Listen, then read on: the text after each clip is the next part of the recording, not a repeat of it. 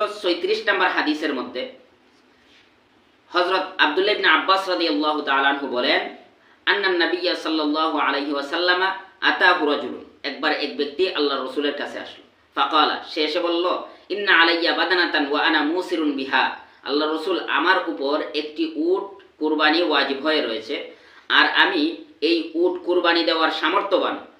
ওয়ালা আজিদুহা ফাশতারিয়াহা, তবে আমি কোনো উট পাইতেছি না যা কিনে আমি কুরবানি দিব।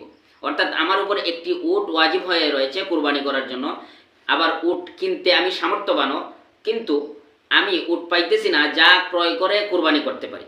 তখন রাসূল করিম সাল্লাল্লাহু আলাইহি ওয়াসাল্লাম বললেন, ফাআমারাহুন নবিয়্যু সাল্লাল্লাহু আলাইহি ওয়াসাল্লাম আইয়াবতাআ সাবআ শিয়াহিন ফায়াযবাহুন্না, আল্লাহ রাসূল তাকে একটা উটের পরিবর্তে 60টি ছাগল ক্রয় করে কুরবানি করার আদেশ দিয়েছেন।